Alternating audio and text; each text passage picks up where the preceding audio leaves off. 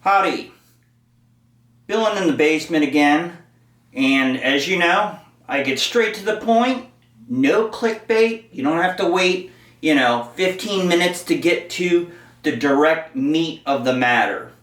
Why are concert tickets so high today versus yesteryear? The answer is because they can be.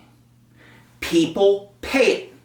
Now, it's not as simple as, well, why is the sky blue? Well, because that's the way it's made. Or why is the grass green?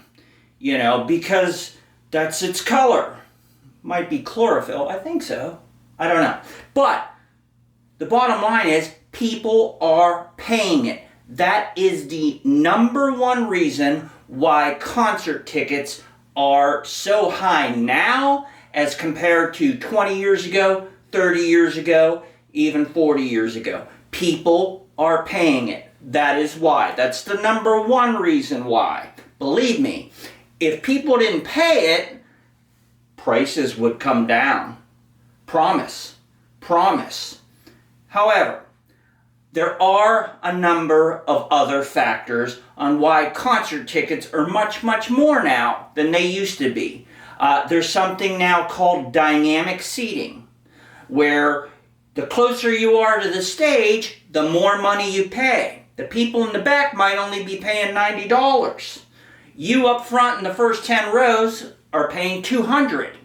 And now they do that versus just one broad price, like, $50, $60, or $80. Now it's tiered. That's dynamic pricing. They didn't have that before. You paid how much it was to get into the venue, and then that was it. It was on a first come, first served basis, sometimes at the venue, and then later more when you bought the tickets. If you were lucky enough to get first row, which did happen now and then, or at least the first 3 or 4 rows, because it's happened to me and I've seen it, well then that's what you got for the standard price everybody in the whole venue's paying. Now it's tiered. It's dynamic. You're off to the side and way in the corner, you're not going to pay as much as the person sitting, roughly dead center and 15 rows back. They're going to pay much more. But they maximize those first 20, 30 rows or the floor seating at stadiums. They maximize, and what that means is they just jack up the price. Why? People are paying it. That's why. That's the number one reason. Remember, didn't say that it was the only reason, but it's the number one reason. People are paying it. Easy. Another reason is, but there are other factors which has raised the price of tickets over the years for concerts and live shows. Another is there's more paid professionals now. There's many more paid, highly paid, or higher paid professionals working a show than there used to be. The days of just, hey, Jill and Tom, you want to go work the Pink Floyd show tonight? They need an extra hand. You hold on to the rope with the other guys and you get, $40 and you get to kind of, be in the backstage area. Well, a lot of that's gone. They're actually paid crew now. And a lot of these bands actually use the same set of people. Like, a great portion of people who did shows for, say, U2 might also work the Stones tour next year. A great portion of the people who set up Lady Gaga's show will also work, the Taylor Swift tour this year. So it's a lot. They share the same crew much more than they used to. Not all of it, but there's a lot of that crew that travels around, from tour to tour that's working each show. They share a lot of the same crew. Also, another reason tickets have went up is there's increased security and staff now. There's so much security at these shows now compared to what there was, 40, 50, even 30 or 20 years ago. I'm not saying that's a bad thing. I'm saying there's much more staff now. There's more staff, much more security. There's security all over the place now. You might go to a show in 1975 and barely see anybody that's security. Or you just might see, like, Tom there. Big Tom, Big Tough Tom, paid to work that night security. Well, now they actually have paid security, paid staff, organized, lots of them. So that's another reason. Didn't say it's bad. I'm just telling you some of the reasons. And another reason are stadiums. The venue themselves are charging way more to rent them as compared to the past. They're charging way more now, stadiums and venues, to actually rent their venue out that night to the artist or promoters. They're charging way more because they can. Because they can. The promoters and the artists are willing to do it. And another reason now that concerts are so much more is because of the production value. The equipment, the screens, it's way more than it used to be. Now you have, 50 feet video screens, 60 feet video screens, more versus just, to plywood painted over. So it's a much more high-tech market, all right, much more high-tech. Another reason is the promoters. Well, a promoter actually organizes the tour and markets it. They're part of the logistics. They see what venues are available to book. They hire transportation for the crew and the equipment. They market the show, right down to making sure the band is taken care of. They're kind of like what a producer is for an album, the promoter is for a tour. And now the promoter is taking less of a percentage than the artist, whereas before the promoter might get, 80, 90%. Well, before, up to 90% of the profit made from the tour. Well, now they're getting less because the artists themselves, don't let them fool you, most of them are, they're demanding more. Okay, they're demanding more, which a lot of times the promoter, who's in charge, like Live Nation or Mike Cole or whoever, are taking less of a percentage because the artists and their management is negotiating a better contract with them. Now you might say, are artists just getting more greedy? Not really. Now the artist's bread and butter is in the touring. Okay, whereas before it used to be in album sales or single sales. Now their bread and butter, where the artist has to make their money, the majority of it, is in the touring, the live shows.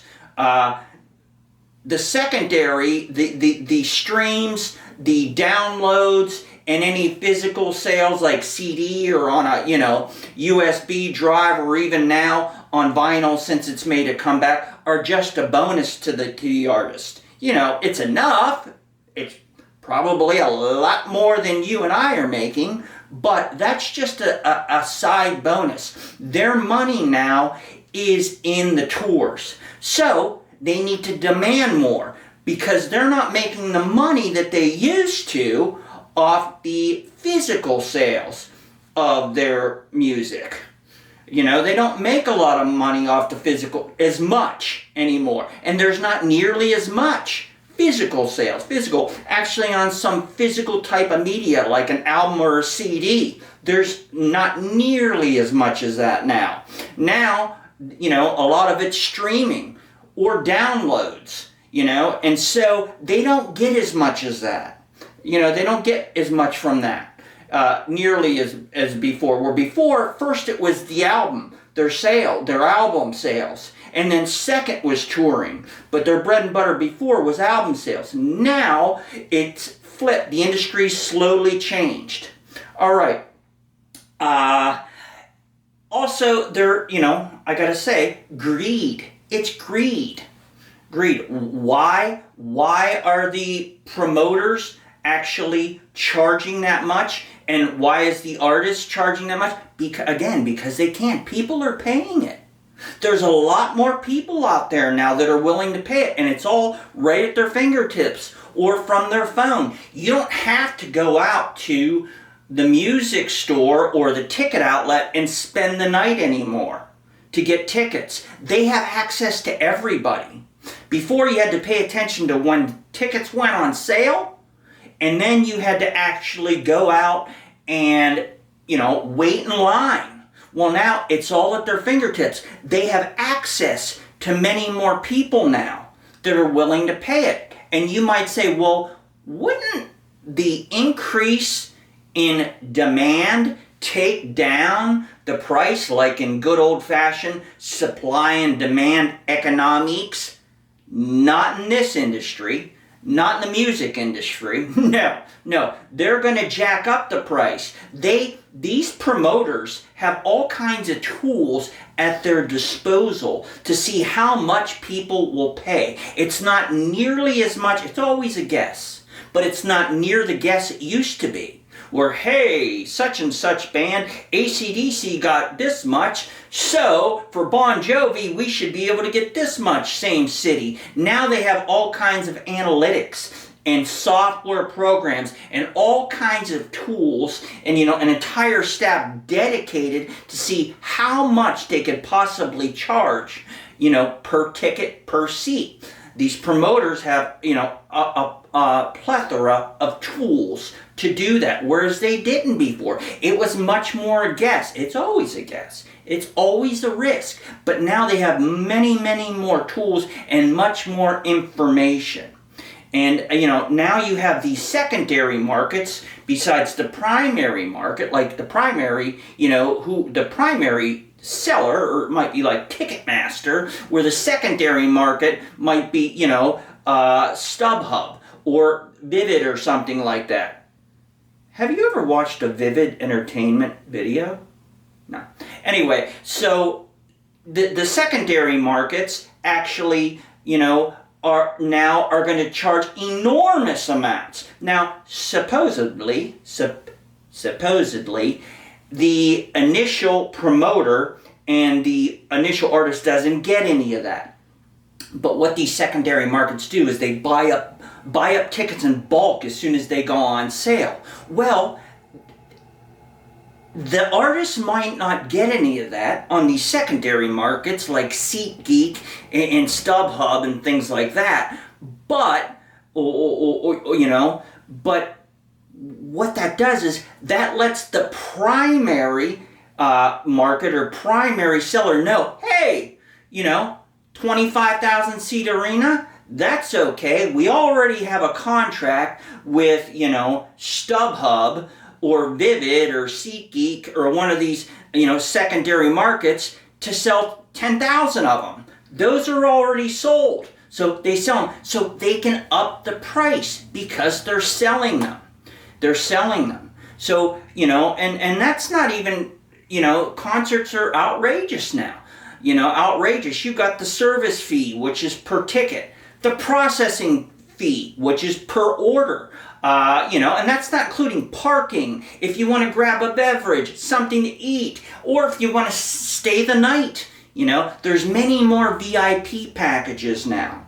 So, there's a number of reasons why concert tickets are through the roof and going up and up and up. Dynamic pricing, more paid professionals. The venues are charging more to rent them. The promoter is not taking as big as percentage as he used to, or they used to. So they say, hey, now that I'm not taking 85%, I'm only taking 70%. Well, I still got to make money. So they negotiate more in the ticket price itself. Well, in this 70%, I can make what I did at 90%, 10 years ago. So, the promoters aren't getting as much, because the artists and their management are demanding more because that's their bread and butter now. They're not making the money that they used to off the sales of their music. Now a lot of it's streamed and downloaded, and they don't make that kind of money.